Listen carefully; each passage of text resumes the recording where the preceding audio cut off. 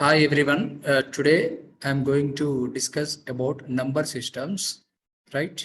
So as we are familiar with numbers, so today we will see the numbers will follow what kind of nature we are going to see the first thing is we are going to discuss about natural numbers. So what are natural numbers? So in our day to day life, we use different numbers like to represent, right, to represent some things we use numbers.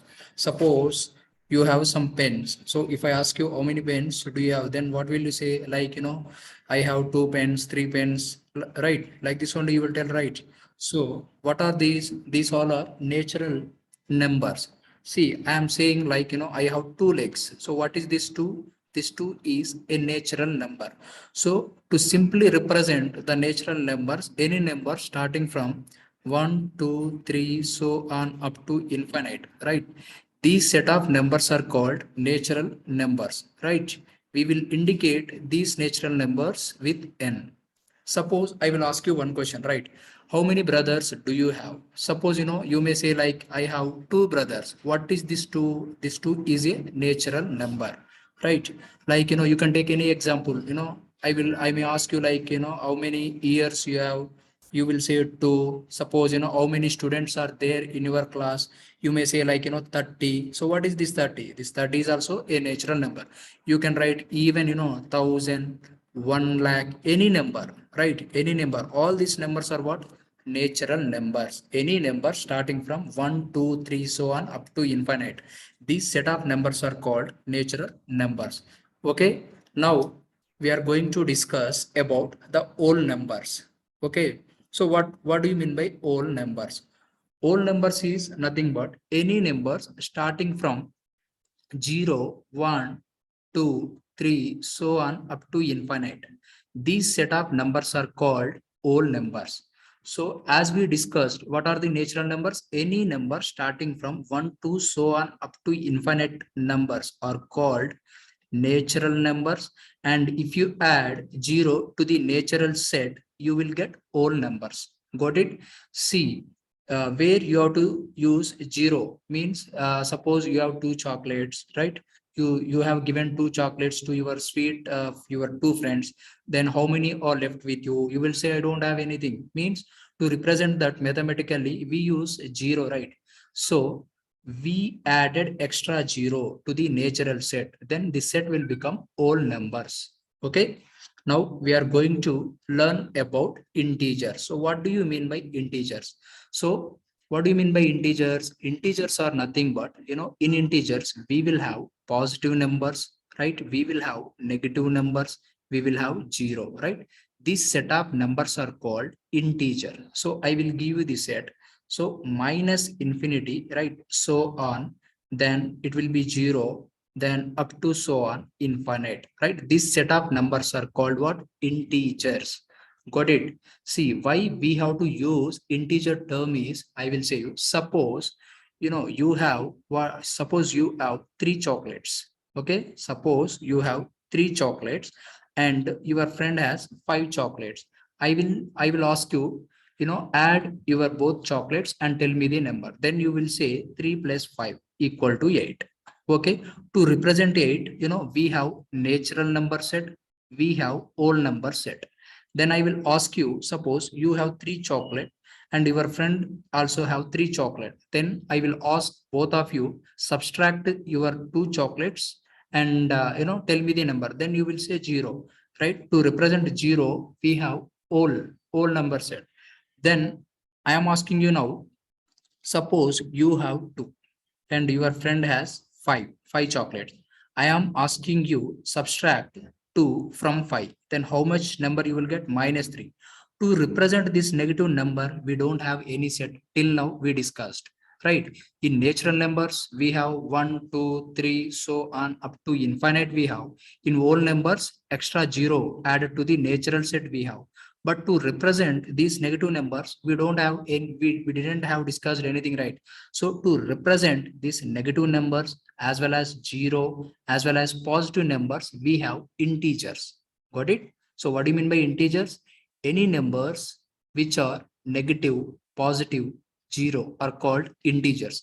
So I will give you one example. So you have to say, suppose I am giving you the number 15. So what is 15? Which type of number? I will ask you. Then immediately what we discussed, the first thing, right? We discussed natural numbers, right? In natural numbers, 15 will come or not? Absolutely, it will come, because natural numbers are nothing but 1, 2, 3, so on up to infinite. So in natural numbers, so 15 is a natural number, you say. Then check in the whole numbers. In whole numbers also, whole numbers means any number starting from 0, 1, 2, 3, so on up to infinite, right? In this set also 15 will come. Then you will say 15 is also a whole number. Next, we discuss integers also. Now check it in integers, 15 will come or not, right?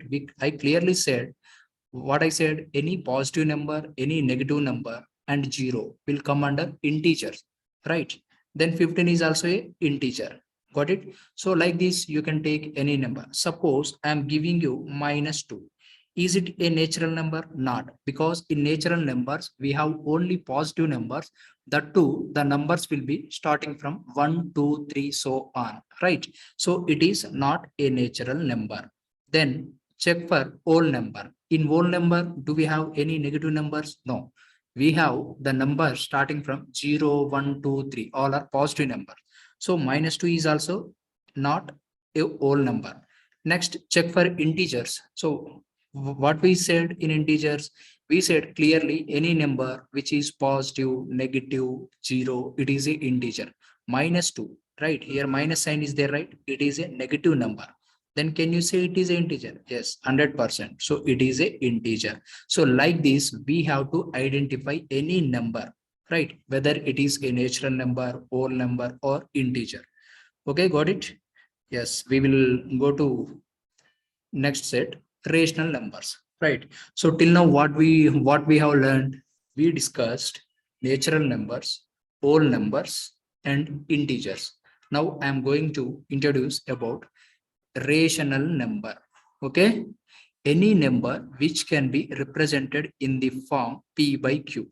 Okay, where q should not be equal to 0, and this p and q must be what? Integers, right? These two must be integers. Then such types of numbers are called rational number. So I will give you one example. Suppose 5 by 8, right? 5 by 8 is a rational number or not, you have to check. 5, so check for this. Here in place of p, I said you right, p by q form.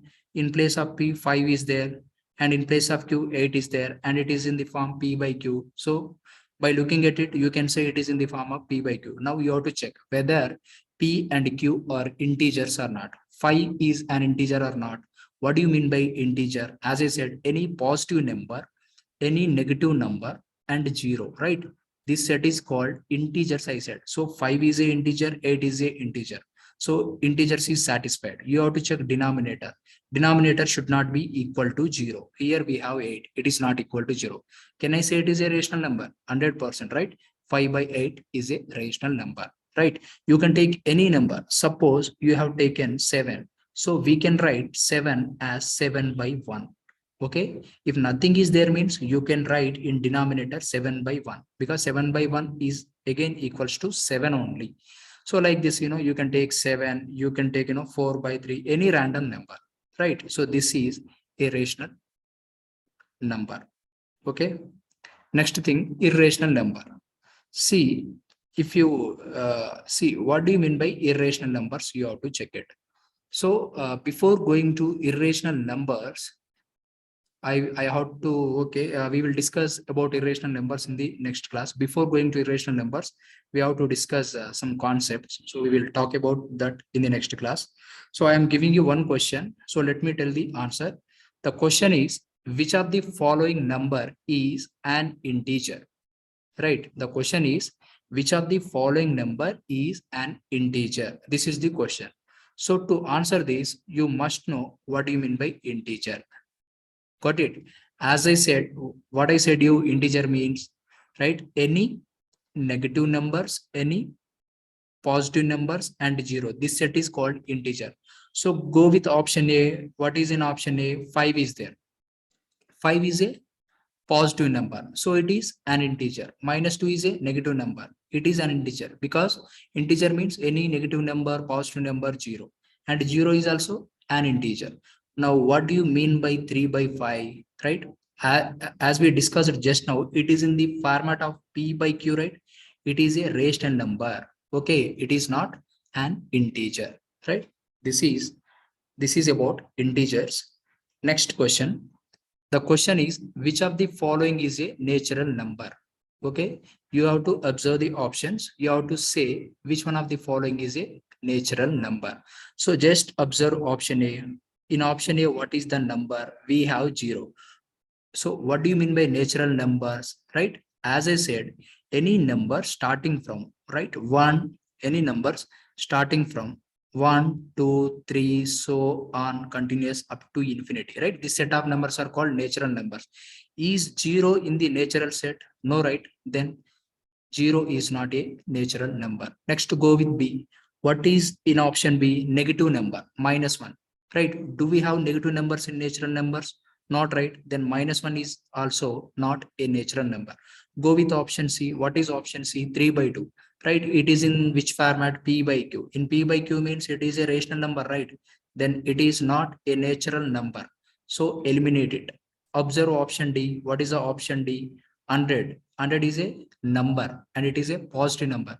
Is 100 come in this series? 100%, right? 1, 2, 3, so on up to infinite means somewhere 100 will come, right? So option D is the correct answer. So what is the answer for this question? 100, option D. Okay, so now we will see two types of fractions. So decimal fraction. So what do you mean by decimal fraction?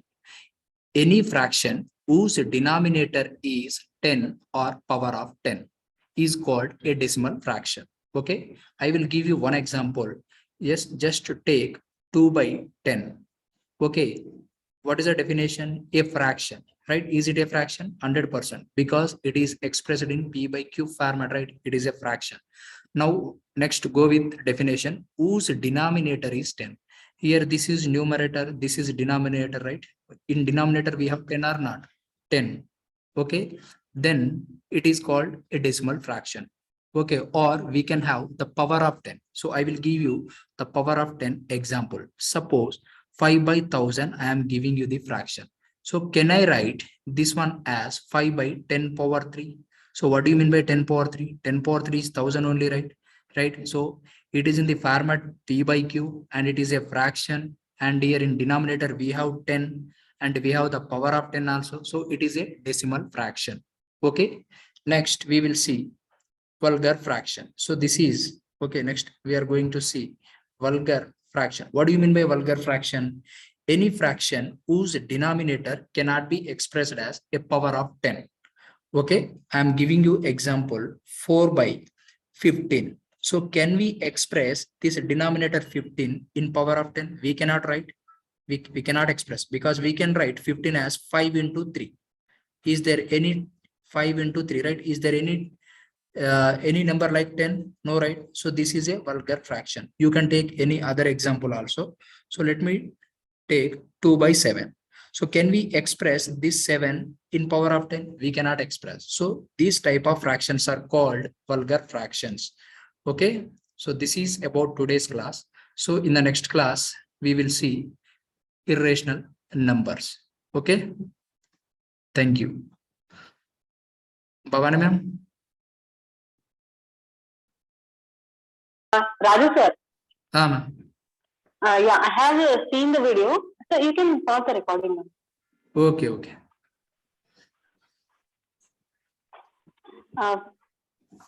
Recording, sir, recording. What, ma'am? You can stop the recording, sir.